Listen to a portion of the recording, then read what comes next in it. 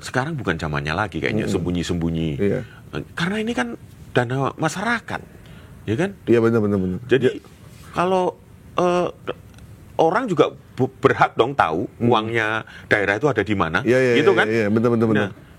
Nah, Dan cukup dijelaskan ke publik bagaimana pertanggungjawabannya, nggak usah capek-capek datang ke Jakarta, belusukan, konten, jangan suka numpang di balik ketenaran seseorang. Assalamualaikum warahmatullahi wabarakatuh. Kembali lagi di The Comment. Ada beberapa peristiwa menarik di minggu ini yang akan kita komentari, dan salah satu yang bikin heboh lagi adalah statement dari Menteri Keuangan Purbaya Yudisadewa. Setelah kemarin beliau bikin heboh dengan kereta cepat, kali ini utangnya ya. Kali ini dia bilang terkait dengan soal dana mengendap yang ada di Bank Indonesia yang dimiliki oleh pemerintah daerah. Mas Pung, statement Pak Purbaya ini sesuatu yang bikin kaget karena banyak publik nggak tahu bahwa ternyata daerah punya duit, uang, dan duitnya bukan miliaran, triliunan. Lagi-lagi Purbaya yang bahkan ada satu kabupaten yang duit mengendapnya sampai 1, sekian T, ada yang 4, sekian T. Ada satu kabupaten yang dana mengendapnya itu lebih besar daripada APBD-nya. Yaitu satu kabupaten Banjarbaru di Kalimantan Selatan. Tapi ini makanya perlu kita kulik juga ya data-data ini. Nanti mungkin perlu dibacakan secara jelas 15 daerah yang menyimpan uangnya di bank yang tercatat di Bank Indonesia ya pasti ya. Oke, ini saya bacain aja. Coba dibacain dulu coba. Kita akan lihat videonya, cuman saya mau bacain dulu 15 pemerintah daerah dengan simpanan tertinggi di perbankan September 2025. Per September 2025. Per September 2025 ya. Baru banget ini berarti? Masih baru nih, baru banget. Masih fresh nih. Provinsi DKI Jakarta 14,68 triliun, Provinsi Jawa Timur 6,84 triliun, Kota Banjarbaru 5,17 triliun, ini di Kalimantan Selatan ya. Ini yang Provinsi Jawa Barat 4,17 triliun, ini provinsi Bapak Aing. Tadi kemudian ada Kalimantan Utara? Ya. Kemudian ada Kalimantan Utara 4,7 triliun, Kabupaten Bojonegoro 3,6 triliun, Kabupaten Kutai Barat 3,2 triliun. Kutai Barat ini di Kalimantan juga ya? Ya. Kabupaten Kepulauan Talaut 2,62 triliun. Talaut loh. Kabupaten Mimika 2,49 triliun.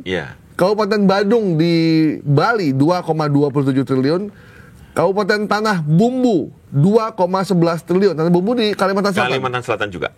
Kalsel juara dalam menyimpan uang di bank. Jawa Tengah 1,99 triliun dan Kabupaten Balangan 1,86 triliun. Balangan tuh di Kalimantan Selatan juga. Kalimantan Selatan juara ini ya. Ini juara ini kayaknya, menjuarai. Tadi ada yang kelewat juga Provinsi Sumatera Utara. Oh iya. Ada 3,11 triliun. Bang Bobi ya. Ya. Nah, kenapa ini mencuat? Karena sebelumnya mereka banyak provinsi yang mengeluhkan dana transfer ke daerahnya kurang. Mereka bilang tidak punya uang. Sampai kejadian seperti di Pati. Menaikkan PBB 200-500%. Iya, bahkan ada yang sampai 500%. Nah, Purbaya menyatakan ini di rapat pengendalian inflasi dengan kepala daerah. Ada cuplikannya? Nah, kita dengerin ya videonya ya. Sambil tonton. Banyaknya dana daerah yang mengendap di bank disinggung Menteri Keuangan Purbaya Yudisadewa dalam rapat pengendalian inflasi tahun 2025 di kantor Kemendagri Jakarta. Purbaya menyebut realisasi belanja yang lebih lambat membuat dana daerah menumpuk di perbankan hingga 234 triliun rupiah di bank. Ia mengatakan rendahnya serapan berakibat menambah simpanan uang Pemda yang nganggur di bank sampai 234 triliun rupiah. Jadi, ini bukan soal uangnya tidak ada, namun soal kecepatan eksekusi. Purbaya menambahkan realisasi belanja APBD hingga September 2025 mencapai 712,8 triliun rupiah atau 51,3% dari total pagu 1.389 triliun rupiah. Angka ini lebih rendah 13,1% dibanding periode yang sama tahun lalu. Perputaran ekonomi daerah dianggap berjalan lebih lambat, di mana belanja pegawai relatif stabil, turun tipis 0,7%. Tapi, belanja modal hanya 58,2 triliun rupiah, atau turun lebih dari 31%.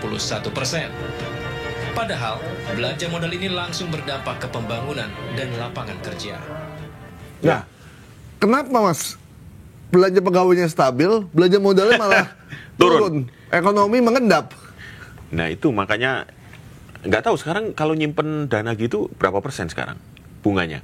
Iya. Kan 6-7% ya, kalau nggak salah. Iya. Artinya ya mereka lebih cari pilih yang aman-aman aja, tidak perlu menyalurkan untuk proyek, untuk pembangunan, tapi taruh aja di situ. Iya. Nah mungkin gini, sebenarnya ini bukan semuanya salah ya. Mungkin statement Pak Purbaya tadi untuk menggugah kepada para kepala daerah untuk memberikan penjelasan kenapa dananya ada di sana gitu. Sebenarnya kalau punya alasan sih nggak ada masalah gitu ya. Kalau punya alasan bisa dijelaskan, misalnya kayak Gubernur DKI yang menyatakan bahwa itu betul 14 triliun karena DKI ini kan gede ya, wilayah gede. Terus kemudian itu pasti akan habis ketika akhir tahun karena memang akan digunakan untuk membayar proyek-proyek yang ada di dijelasin DKI. Aja. Dijelasin aja nggak.